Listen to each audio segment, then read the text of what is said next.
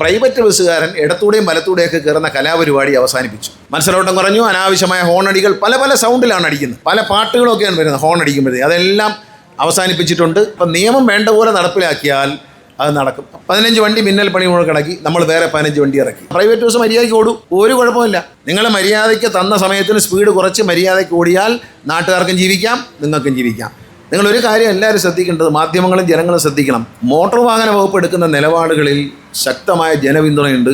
ആ ജനപിന്തുണയുടെ ഭാഗമാണ് നിങ്ങൾക്ക് ധൈര്യമായിട്ട് കൊച്ചിയിലേക്ക് പോകാം. കൊച്ചിയിലെ ഗതാഗത കുരുക്ക് കഴിഞ്ഞു എന്നുള്ളതാണ്. ഞാൻ ഇന്നലെ കൊച്ചിയിലുണ്ടായിരുന്നു, 2 ദിവസം മുമ്പ് ഉണ്ടായിരുന്നു. ഗതാഗത കുരുക്ക് കഴിഞ്ഞാണ്. ഈ പ്രൈവറ്റ് ബസ്സുകാരൻ ഇടത്തൂടെയും വലത്തൂടെയൊക്കെ കയറുന്ന കലാപരിപാടി അവസാനിപ്പിച്ചു.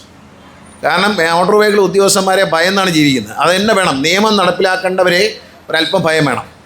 ആ ഭയത്തിൻ്റെ അടിസ്ഥാനത്തിലാണ് ഏതായാലും മര്യാദയ്ക്ക് വണ്ടി ഓടിക്കുന്നത്. ഹോണടി കുറഞ്ഞു, ഇടത്ത് ബസ്സുടെ ഓവർടേക്കിംഗ് കുറഞ്ഞു. അതുകൊണ്ട് ടൗണിലെല്ലാം ഇന്നലെ ഒരാൾ എന്നോട് പറഞ്ഞു, ഞാൻ അങ്കമാലിക്ക് വന്നു, അപ്പോൾ എനിക്ക് യാതൊരു കുരുക്കും ഉണ്ടല്ലോ, എന്ത് പറ്റിയെന്നറിയില്ല എന്ന് പറയാം. അവധി ദിവസം പോലെയാണ്. നമുക്കറിയാം കലൂർ പള്ളിയിൽ ചൊവ്വാഴ്ച ദിവസം ഭയങ്കര തിരക്കാണ്.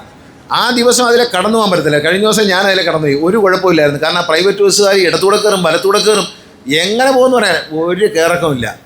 വളരെ പതുക്കെ മര്യാദയ്ക്ക് ഓടിക്കുകയാണ്. അപ്പം നിയമം വേണ്ട പോലെ നടപ്പിലാക്കിയാൽ അത് നടക്കും. അപ്പോൾ എന്താ, കാക്കനാട് സർക്കാർ ഉദ്യോഗസ്ഥന്മാരെയും IT മേഖലയുള്ളവരെയൊക്കെ ബുദ്ധിമുട്ടിക്കാൻ വേണ്ടി ഒരു മിന്നൽ പണി മുടക്കും. 15 വണ്ടി മിന്നൽ പണി മുടക്കിടക്കി നമ്മൾ വേറെ 15 വണ്ടി ഇറക്കി. പാവങ്ങൾ അവരുടെ പെർമിറ്റ് പോയി എന്ന് തന്നെ പറയാം. നമ്മൾ KSRTC ബസ്സുകൾ അവിടെ തിരിച്ചു കൊണ്ടുപോകുന്നില്ല. KSRTC ആ മേഖലയിൽ സർവീസ് ആരംഭിച്ചിട്ടുണ്ട്. ഇവരുടെ പെർമിറ്റ് റദ്ദാക്കാനുള്ള നടപടിയായിട്ടുണ്ട്.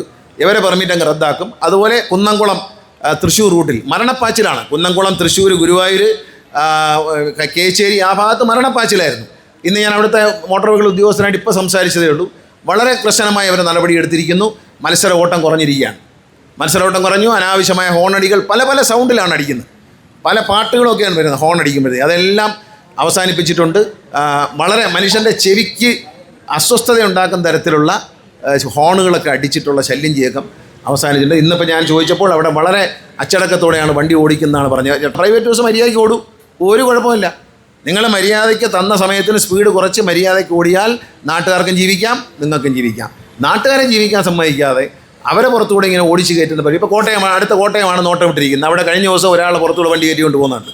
അപ്പോൾ ഇതെല്ലാം TV യിൽ കാണുമ്പോഴാണ് നമ്മൾ കാണുന്നത്. ദൃശ്യമാധ്യമങ്ങളിലൂടെ നമ്മൾ കാണുന്ന ഇത്തരം കാഴ്ചകൾ നമ്മൾ ഒഴിവാക്കുക തന്നെ ചെയ്യും.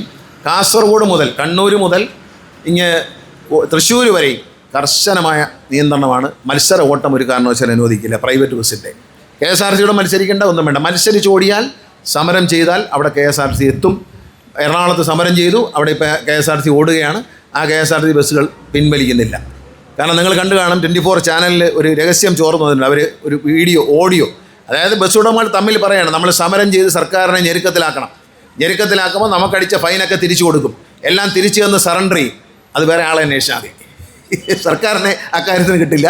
നിയമലംഘനം നടത്തിയിട്ടുണ്ടെങ്കിൽ പിടിച്ചിരിക്കും, അത് നിയന്ത്രിച്ചിരിക്കും. സമരം ചെയ്തോളൂ എന്ന് ഞാൻ പറഞ്ഞല്ലോ. സമരം ചെയ്തതിൻ്റെ ഫലമായി 15 പേരെ പെർമിറ്റും പോകും. മിന്നൽ പണിമുടക്ക് നടത്തിയതിൻ്റെ പേരിലാണ്, അല്ല വേറെ ഒന്നുമില്ല. സമരം ചെയ്യാം, പക്ഷേ ജനങ്ങളെ ബുദ്ധിമുട്ടിച്ചുകൊണ്ടുള്ള മിന്നൽ പണിമുടക്ക് പറ്റില്ല. ആ മിന്നൽ പണിമുടക്ക് നടത്തിയതിൻ്റെ ഫലമാണ്